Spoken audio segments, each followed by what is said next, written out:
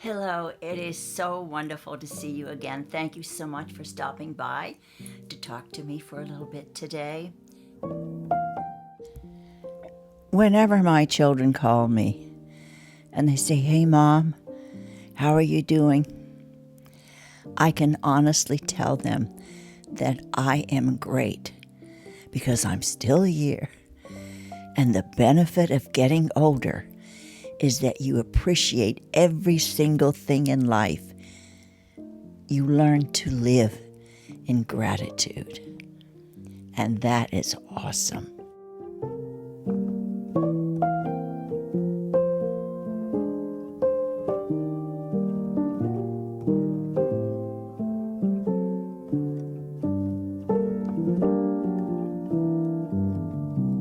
Hello and welcome. Thank you so much for joining me today. It's so wonderful to see each and every one of you. It's been quite a week for me, and I've been really busy doing a lot of things, and I'm sure you have too as well. But pretty soon, in a little about 6 weeks or so, I am going to be celebrating number 85. And I was thinking the other day, what can we be talking about and what things I can do for the new year? And it came to me that maybe because I have lived so long and I've experienced so much, it might be interesting for me to do 85 things that you shouldn't do after 60. I can't do them all at once because it would take forever to get them, but I might kind of do them in a series so that I will do a few at a time.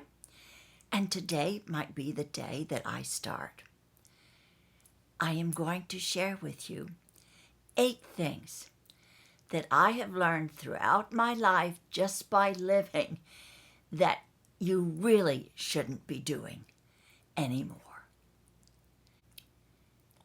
Number 1, don't ever let anyone isolate you so much that he or she is the only person in your life. That is a sign of an extremely controlling person, and you will be under that person's thumb for the whole time you are in that relationship. You have to be free, you have to have friends, you have to have a wider community. You cannot just isolate yourself and be in control of one person beyond yourself, because you lose control of yourself when you do that. I know the second one is pretty hard, but stop asking other people for their opinions. You have to be confident and listen to your inner voice and know that the decisions that you feel in your gut are the right decisions, and you do not have to depend upon anyone else in your life to tell you what to do with your life. You know better than anyone else what's going to make you happy and what direction you want to go in your life. Stop asking other people for their opinions. Believe in your own opinions and in your own thoughts and direction. This next one, I think, is hard for a lot of us. Do not let possessions control your life. Clutter just weighs you down. When I moved from my big house, wow, that was really an eye-opener. I had so much stuff that I didn't realize I had. I had things from my mother who had passed away. I had things from my children who had left the nest years and years ago. Plus, I had things that I had collected and my husband had collected throughout our lifetimes. You know, it really was embarrassing that we had all of this stuff. And when I downsized and moved to a smaller place, believe it or not, I did not miss any of that stuff. It has been the most freeing experience in my life. And now I have been here 20 years without all of that stuff, and it hasn't hurt me one bit. Clutter-free your life. This is another hard one, but I had to learn it, and I had to teach my children this. Impressions are not based on looks. Impressions are not based on look. They are based on confidence. If you walk into a room and you are confident and you feel good about yourself and you have high self-esteem, you will command the room. And it has absolutely nothing to do how pretty you look, how handsome you are. It has to do with how much self-confidence you have when you go into that room, when you go to meet people, and when you walk around in this world. First impressions are based on self-confidence. I had to learn that, but it took me a lot of living to be able to be at that point where I could feel good about myself, and I realized that self-confidence, not being afraid of my wrinkles, not being afraid of my white hair, not being afraid of my age, gave me more power than I have ever known in my life. And we have talked about this next one before. Do not be afraid to ask what you want. People cannot read your mind. And always remember that it's the squeaky wheel that gets attention.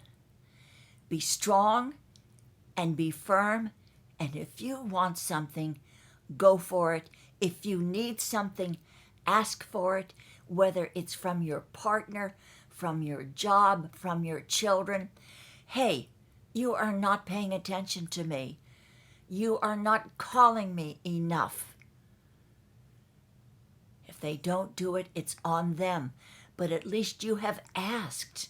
Unfortunately, most of us cannot read other people's minds, and other people cannot read our minds.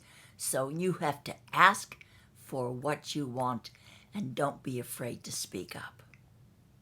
And when it comes to makeup, and I'm a part of the beauty community, and I don't hope they won't hate me for this, but as you get older, less is more. And to be quite honest with you, I don't have foundation on today. I just put some eye stuff on, and a little bit of my brows are completely disappeared, so they're all white. So I put a little bit of brow color on my brows and lipstick. I hate makeup now. I would rather go barefaced with just a little sunscreen, and that's when I feel comfortable. Have you ever walked around, or you have seen a woman that maybe is very attractive and tall and older, but she is just piled with makeup? Doesn't it make her look older than she probably really is? It's true. Less is more the older I get. And we talked about number 7 the other day. Do not ever miss an opportunity to tell someone that you love them. We never know what tomorrow is going to bring. We never know if we will have a chance to say, I love you again, whether it's to anybody that you love that's in your life. Never, ever miss an opportunity to tell them that you love them. You cannot tell them enough. It's an infusion that makes you feel good, and it makes them feel good. And the last one today is number 8. And I want all of you to know, if you don't know yet, it is never, never too late to start again. I get so many comments from people that are 40, 50, 60. They feel like they're at the end of their rope. They've lost their job. They've lost a spouse. They have a relationship that's broken up. Their health may be deteriorating. But I am here to tell you, it is never too late to start healthy living, to be in a new career, to start a new chapter in your life. And if you're trying to find a relationship, you're never too old to find it. You're never too old to travel solo. You are never too old to find the happiness that you deserve in your life.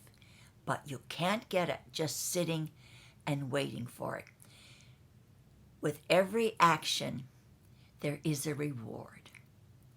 And if you want that reward, you have to go for it. But I am living proof that it is never, never too old to go for what you want. Even though you've been waiting for years for the opportunity to do something, today is the day that you do it. Those are my 8 things out of 85 that I'm going to be sharing with you along the way to the tail end of 2023 and into 24. Oh, it's so great to see all of you, and I'm so happy that we have a community, a worldwide community that is growing each and every day. We're all going to be supportive of one another, and as I always say, please, do something really wonderful for yourself today, and be kind to all of the people that cross your path today. And more than ever, we need world peace, and I believe in community prayer. Let's pray for world peace. If you are suffering, wherever you are in the world, please know that you are never alone and that you are truly, truly loved. Thank you. I hope you'll come by again next Tuesday for another conversation. And if you haven't joined this community, I would love to have you push that subscribe button and the bell so that you will be notified when I have a video coming up. And I always forget to ask for a like. And if you have time to do that, that would be great as well. Take care, and I can't wait to see you next week. And again, thank you so much for stopping by today. I'll see you soon.